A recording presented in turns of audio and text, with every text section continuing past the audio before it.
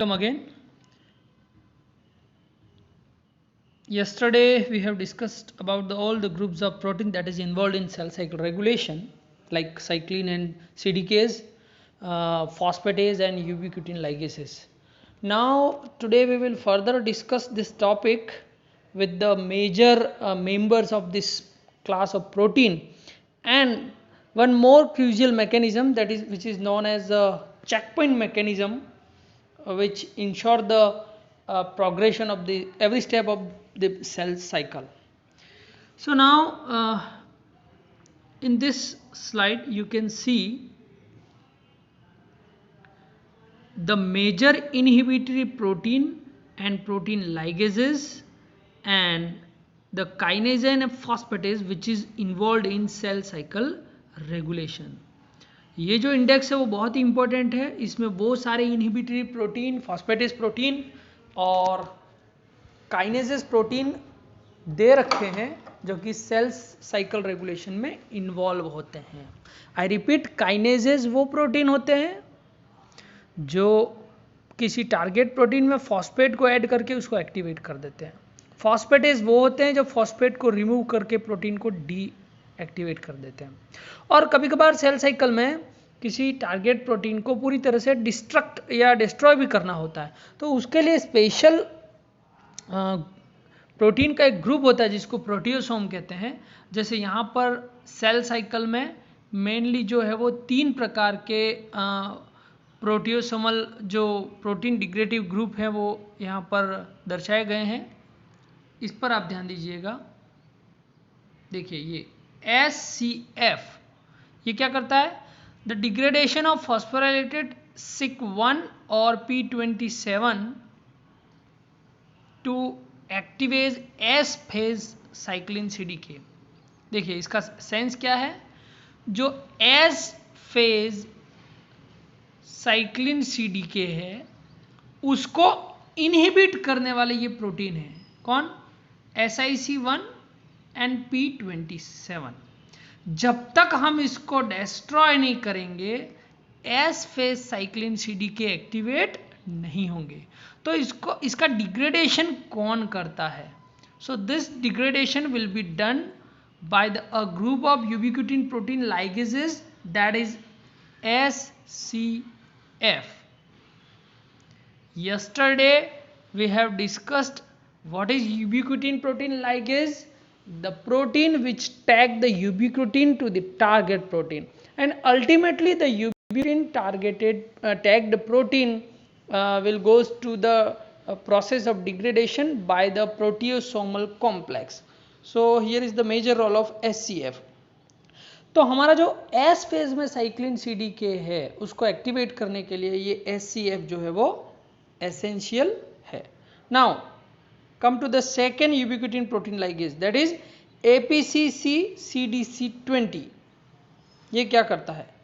It induce the degradation of securin, initiation anaphase, induce partial degradation of B type of cyclin.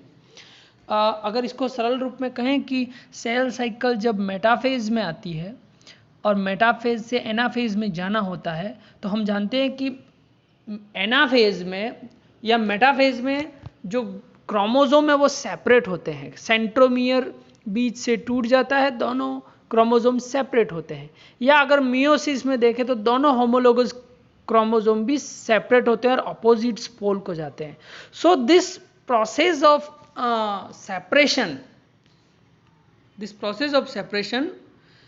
Is done by certain group of protein, और उन protein का जो induction है वो किया जाता है किसके द्वारा? APCC plus CDC20. तो इसमें आप फर्दर पढ़ेंगे कुछ ऐसे प्रोटीन होते हैं जो क्रोमोसोम को मतलब बाइंड रखते हैं, सेपरेट नहीं होने देते. अगर हम उनको डिग्रेड कर दें तो क्रोमोसोम सेपरेट हो जाएंगे. चलिए, the third group of protein APCC CDH1. इनका क्या? It induce complete degradation of B type of cyclin to initiate telophase. देखिए CDC20 जो है वो तो एनाफेज के लिए इंपॉर्टेंट था. नाउ ये जो CDH1 है वो टीलोफेज के इनिशिएशन के लिए इंपॉर्टेंट है. मीन्स टीलोफेज के इनिशिएशन के लिए जो भी प्रोटीन एक्टिवेट करने होते हैं या जो डिग्रेड करने होते हैं वो सब इसी प्रोटियोसोमल कॉम्प्लेक्स के द्वारा किए जाते हैं, जिसको हम कहते हैं APCC plus CDH1. So there is a 3 groups of ubiquitin protein ligases, that is SCF, APCC plus CDC20, APCC plus CDH1. यहाँ पर कुछ इनहिबिटरी प्रोटीन दिए हैं, अभी हमने पढ़ा जैसे SIC1, ये क्या करता है, एस फेज साइक्लिन CDK को इनहिबिट करता है, और इसको डिग्रेड कौन करेगा, SCF. चलिए कुछ और दे रखे हैं, CKIS P27, P57, P21, ये क्या करते हैं, it inhibit the cyclin CDK. INK4 ये क्या करता है, मिड G1 CDK इसको इनहिबिट करता है. MAD2 spindle assembly check point control, ये क्या है आगे पढ़ेंगे. और RB ये क्या करता है, ये जो है बहुत सारे के जो सेल साइकिल में जो जीन चाहिए प्रोटीन के ट्रांसक्रिप्शन के लिए उनको इनहिबिट करता है. सो ये सारे इनहिबिटरी प्रोटीन हैं. These all are inhibitory protein. For the progression of cell cycle, these all inhibitory protein must be degraded, and this degradation is done by ubiquitin protein ligases. Now, come to the second index. Here is a group of kinase and phosphatase.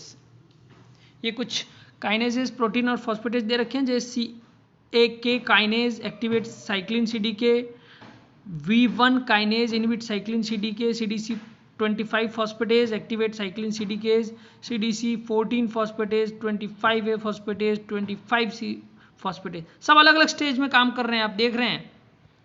कोई mitotic cyclin में काम कर रहा है, कोई S phase में काम कर रहा है, कोई माइटोटिक साइक्लिन, सब अलग अलग जगह काम कर रहे हैं.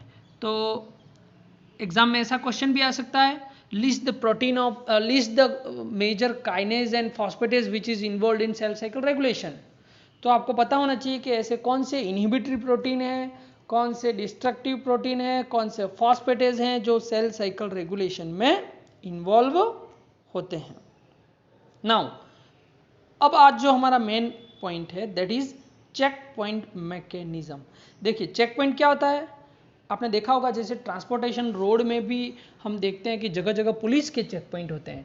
वहाँ क्या किया जाता है, चेक किया जाता है, किसी पर्टिकुलर चीज़ को चेक किया जाता है. अगर सब कुछ ओके है तो फिर उसको आगे जाने दिया जाता है. कुछ ऐसा ही मैकेनिज्म सेल में है. देखिए सेल साइकिल के डिफरेंट स्टेज है, G1, S, G2 और M. अगर किसी भी एक स्टेज में काम अधूरा रह गया या कोई एरर है तो उसको वहीं रोक दिया जाता है. सेल साइकिल को आगे प्रोग्रेस नहीं होने दिया जाता, और जब तक वो एरर रिमूव नहीं कर ली जाती तब तक सेल साइकिल आगे प्रोग्रेस नहीं करती. तो ये जो स्पेसिफिक पॉइंट है उनको कहते हैं checkpoint. So the cell cycle transition are monitored by check point mechanism to ensure that the each process is completed correctly before the next step is initiated. यानी अगली स्टेप में जाएं उससे पहले इंश्योर कर लेती है सेल कि हाँ everything is okay, everything is prepared, there is no error. So ये चेक पॉइंट मैकेनिज्म जो है वो 4 जगहों पे काम करता है. इनके नाम है intra S phase check point, spindle assembly check point, spindle position check point and DNA damage check point. Okay, तो आज हम इन्हीं के बारे में चर्चा करने वाले हैं, और हमारा जो नेक्स्ट टॉपिक है वही है that is check point mechanism. तो चेक पॉइंट मैकेनिज्म में क्या होता है, हमने 5 पॉइंट देखे, हर एक में अलग तरह के प्रोटीन काम करते हैं और उनका विशेष रोल होता है. So this is the overview of the check point control mechanism. चलिए सबसे पहले हम बात करते हैं intra S phase check point. Intra S phase check point देखिए इसमें क्या होता है, एक स्पेशल प्रोटीन होता है जिसका नाम है ATR. ये नाम जो है वो डिफरेंट म्यूटेशन स्टडीज़ के आधार पर रखे गए. आपको फुल फॉर्म याद नहीं हो तो भी चलेगा, आपको याद रखना है ATR प्रोटीन. ये एक्टिवेट करता है किसको, CHK1 को. हमने अभी पढ़ा था ये काइनेज और फॉस्फेटेज ग्रुप के और इनहिबिटरी ग्रुप के प्रोटीन है। ATR CHK1 को एक्टिवेट करता है। CHK1 क्या करता है? CDC25C को इनहिबिट करता है। ध्यान रखना, जब हम एरो ऐसा करते हैं इसका मतलब टू एक्टिवेट करना, और जब हम इसको इस तरह से दर्शाते हैं मतलब इनहिबिट करना। तो ये इसको एक्टिवेट करता है, लेकिन CHK1 CDC25C को इनहिबिट करता है। अब इसके इनहिबिशन से क्या होगा? एम फेज में एंट्री नहीं हो पाएगी। क्यों नहीं हो पाएगी? क्योंकि CDC25C जो है वो साइक्लिन ABCDK1 जो कि एम फेज एंट्री में एंटर करने के लिए आवश्यक है उसको एक्टिवेट करता है, इसको ये एक्टिवेट करता है। और अगर इसको इसके द्वारा इसको CDC25 को CHK1 के द्वारा इनहिबिट कर दिया गया तो आगे प्रोग्रेशन नहीं होगा। तो ये है intra S phase check point. अगर सारांश के रूप में कहें तो हमें इस फेज में इसको ब्लॉक कर देना है। CDC इसको ब्लॉक कर दिया तो ये वाला काम रुक जाएगा, यानी एम फेज में एंट्री नहीं होगी। So the major protein involved in this phase is ATR CHK1 CDC25C and cyclin ABCDK1। अब CDC25C क्या है, CHK1 क्या है, वो हम पहले ही एक इंडेक्स में देख चुके हैं। चलिए, so this is all about intra S phase check point. चलिए दूसरा, स्पिंडल असेंबली चेक पॉइंट। देखिए, आपने जब माइटोसिस और मियोसिस पढ़ी तो आपने पढ़ा होगा कि सेल डिवीजन जो है उसके लिए स्पिंडल फॉर्मेशन होता है। एक स्पेशल ऑर्गेनल होता है सेंट्रोसोम, जिससे स्पिंडल फाइबर निकलते हैं, वो क्रोमोसोम को सेपरेट करते हैं, अपोजिट पोल पे उसको पुल करते हैं। तो अगर ये स्पिंडल फाइबर जो छोटे छोटे माइक्रोट्यूबल से बने हैं उनकी सही असेंबली नहीं हो पाई, उनका फॉर्मेशन नहीं हो पाया, तो क्या होगा? हमारा जो सेल डिवीजन है, सेल साइकिल है, वो एब्रप्ट हो जाएगी। तो क्या होता है, इसमें एक इनहिबिटरी प्रोटीन होता है, दैट इज MAD2। ये इंडेक्स में हमने पढ़ा है, MAD2। ये MAD2 क्या करता है? ये APCC CDC20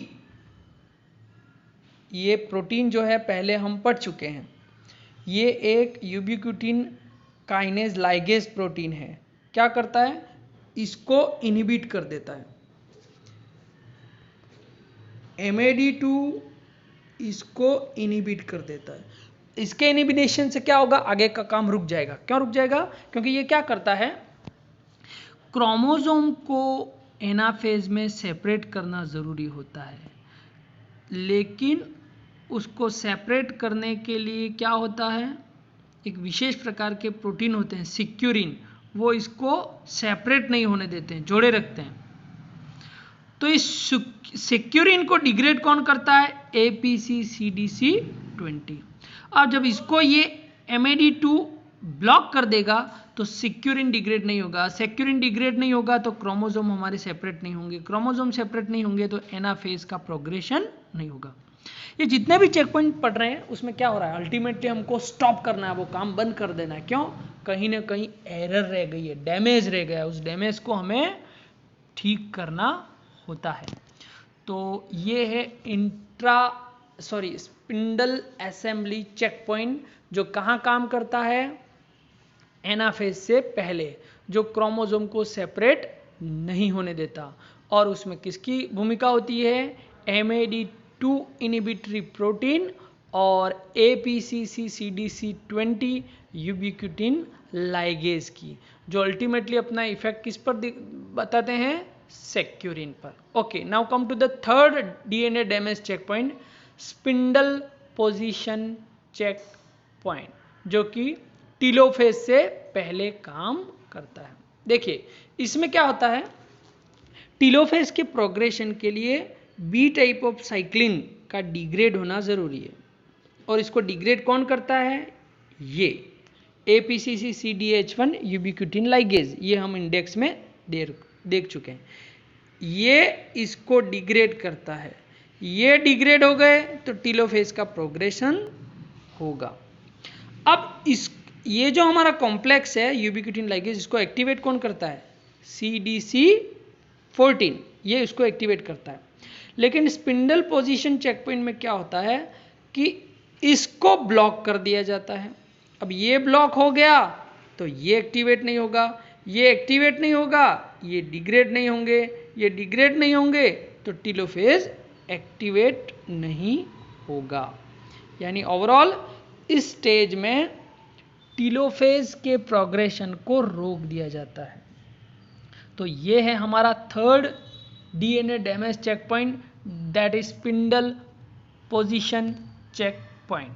चलिए अब आगे हम कुछ और डीएनए डैमेज चेक पॉइंट और सेल साइकिल रेगुलेशन के कुछ और एस्पेक्ट की चर्चा करेंगे। साथ ही हमारा नया टॉपिक जो है दैट इज अबाउट डीएनए, उसको भी हम स्टार्ट कर देंगे।